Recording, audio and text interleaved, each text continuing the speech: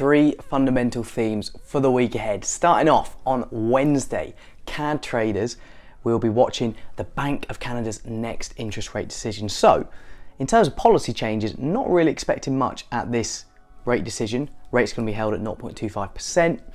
QE program likely to be left untouched.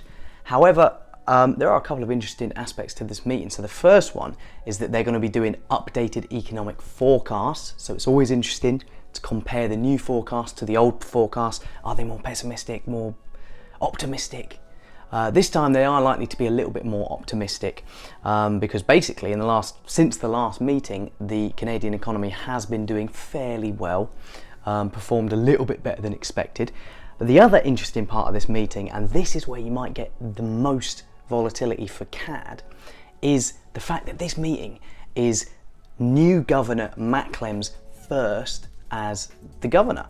And basically his tone might differ slightly from Poloz, his predecessor, on various different topics. And sometimes when you get a new head of a central bank in, there can be a bit of uncertainty and a bit of volatility based on the fact that they speak a little bit different. So maybe the market reads that as, oh, maybe the bank's heading off in a different direction now, or, you know, this kind of thing. So be prepared for some CAD volatility based on that. Theme number 2, sticking with central bank action, it's the European Central Bank rate decision as well on Thursday. Similar to the BOC, not expecting any big changes to policy, so that means the deposit rate's still going to be left in negative territory, negative 0.5%. QE program, that's expected to be left untouched as well. The thing that people are really looking out for in this meeting is, are the bank gonna adopt a cautiously optimistic tone? Why am I saying cautiously optimistic? Well, in recent weeks, European data, Eurozone data that is, has come out better than expected. Look at those PMIs we had recently, some other survey data, some of the hard data as well, better than expected. And also, we've had some ECB speak in recent weeks as well, and some of these ECB members have been talking about how potentially the ECB might not even have to use all of its QE package if it doesn't need to. So it's all been a little bit more optimistic. So most analysts expect the bank in its statement and Lagarde in her press conference to come across a little bit more optimistic, but they still need to maintain that caution, because when you come across more optimistic, you don't want to come across as if, you know, you're going to start hiking rates sometime soon or something, because markets don't want that. What markets want from this meeting is to be reassured that the economy is doing a little bit better than expected, but they're still going to have all that nice, easy monetary policy, lots of QE, low rates for a very, very long time.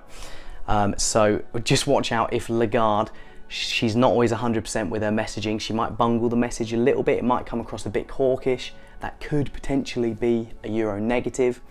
But we'll see. Should be an interesting meeting. The final thing, sticking with the Eurozone, sticking with the Euro traders, the European Council Summit on Friday. So we've been talking about this for a while now. Basically, EU 27 leaders are in negotiations. They're negotiating the bloc's common response to the coronavirus pandemic, or, you know, like fiscal stimulus that the Eurozone as the whole is going to do. It's called the EU Recovery Fund. And the proposal at the moment that's had the most momentum has been for a 750 billion package, 500 billion worth of grants, 250 billion worth of loans. And most of the countries have got behind that, apart from the Frugal Four, as they're so called. That's countries like, Sweden, Netherlands, Denmark, Austria. I think there was one more country as well, maybe Finland or something. But the point is, they're a bit more frugal. They don't like spending money as much. They don't like, you know, borrowing money as much. So they're trying to push back against this a little bit, potentially bring the size of this overall package down. So there's not an agreement yet. But we've got this meeting on Friday of all the EU 27 leaders, and markets are watching to see whether they can make closer ground towards that final deal. We just want progress, markets really looking for progress. If there isn't any progress, that could be a bit of a euro negative. If there is some good signs of progress, that could be euro positive.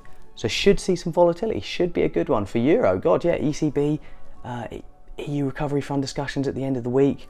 Yeah, and other than that, guys, we've got plenty of data to wrap our heads around for the UK, for the US, retail sales, BOJ as well. Plenty of stuff to be thinking about. That is pretty much it from me for now, and I'll see you in the next one.